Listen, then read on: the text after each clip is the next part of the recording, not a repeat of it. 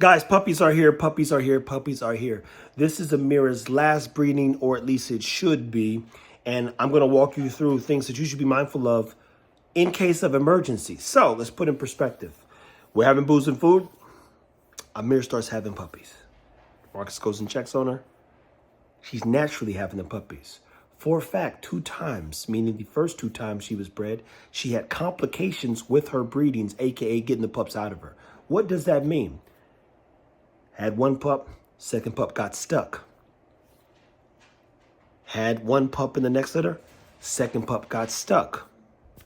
2 C-sections.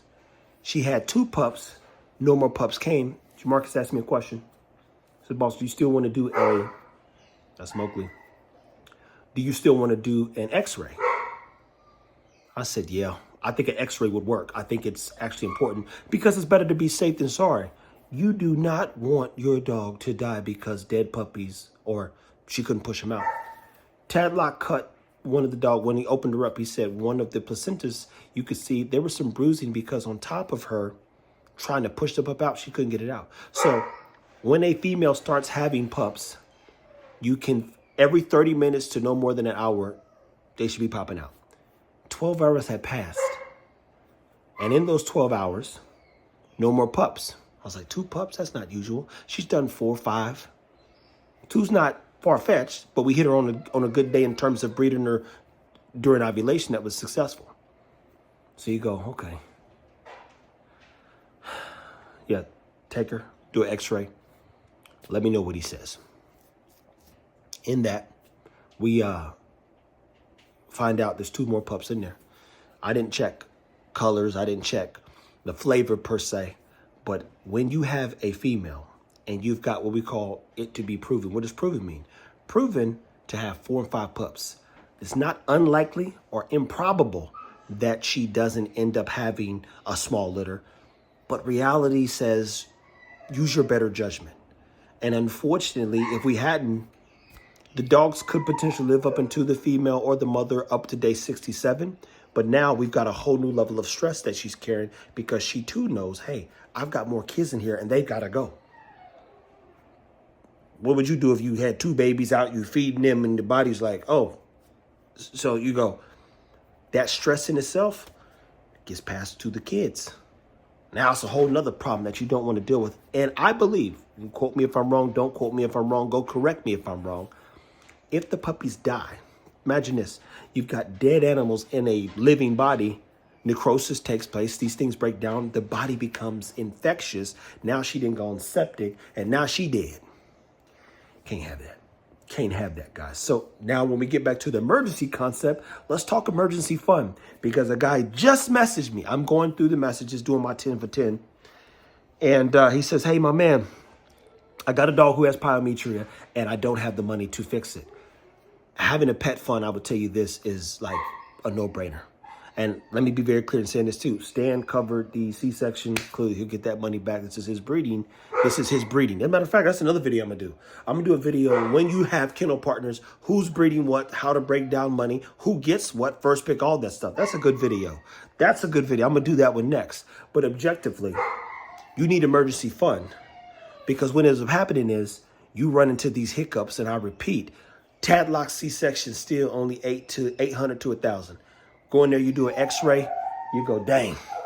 Well, if we didn't do this x-ray, we wouldn't have known that there was more. When a female's having a natural breeding, I don't always, nor do I, do ultrasounds. I let the body tell me, okay, she's pregnant. I would encourage you, this is a reminder to me too, to do an x-ray if you don't do that anything else. Because if you don't know how many in there, and this is her first breeding, it'd be like if 2 dogs or 1 dog came out of Zara. You're like, Zara's giving me 5 to 7 every breeding. So now Zara's always had C-sections, but I get a breeding, she got 1 pup.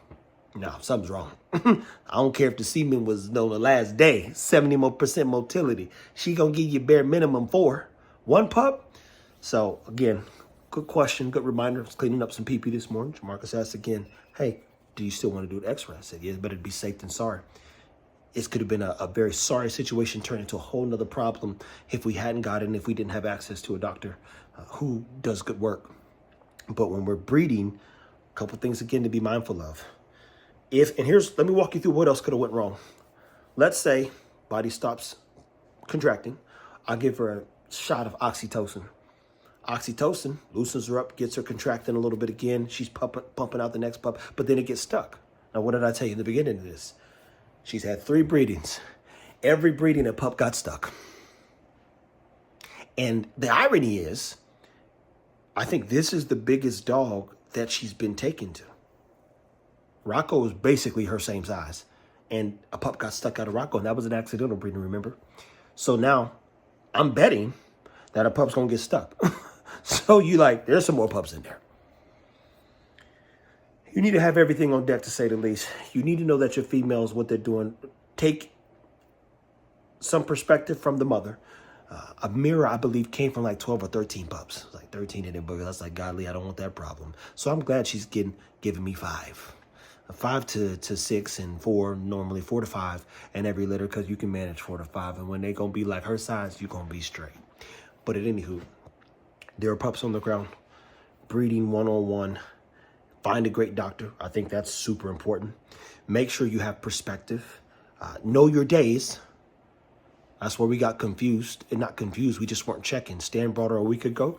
She got bred by way of AI July 9th. 63 to 62 days from July 9th. Boom, pups on the ground. Then you'll learn about your female. Because now you go, does she ever wait till 63 days? No. This is the second time she didn't got me with this 62 or 60 day thing. 61. I was thinking, okay, pups will be around on Wednesday. We'll survive. I'll get me a day to relax. You see, I'm tired, guys. I'm tired. But it's important to make sure we get this out. Sent Jamarcus up there. He did a good job of getting stuff. Some of the overlay stuff that you're watching are, hopefully Tad giving some information. And even more importantly, us dotting our I's and crossing our T's. She's back there with her pups now. I've seen them. They look healthy. And we'll see. The beauty about pups and the issue about pups is you just never know. You've got the first 2 weeks, which are critical. The first 72 hours, which are life-threatening in some regards. You've got to watch temperature and a bunch of other things. So I would encourage you to comment below. What are some things you want to learn about breeding? Things that you wish you knew when you were breeding. And things, if you're becoming a breeder, that you should be mindful of. I will tell you this. Make sure you've got about 5 bands, okay?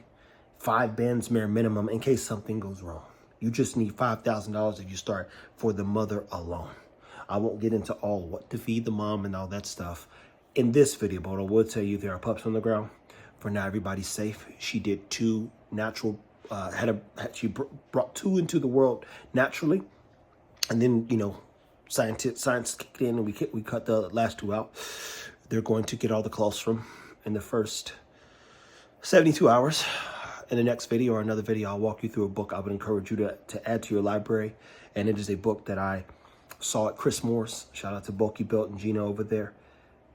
I was like, oh, I got this same book. And it was just books when I was looking for information about knowing what to be prepared for. Just wanting to read about breeding, whelping, all that puppy stuff. So stay tuned, guys. Take care of your dogs. Wish us luck. Puppies anymore. It's kind of like this. I don't have kids, but everybody says by your 3rd kid, you over it. You're like, fucking, I know what to do. It's not as stressful as it used to be.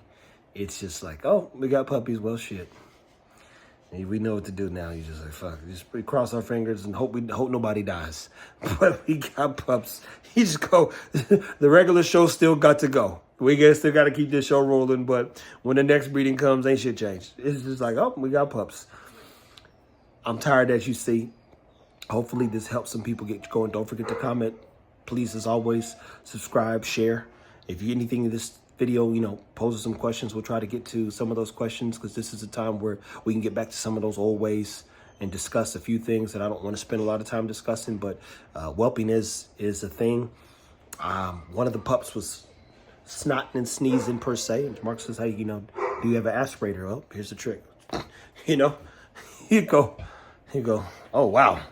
And it's confusing, but that joker's still alive. Take care of your dogs.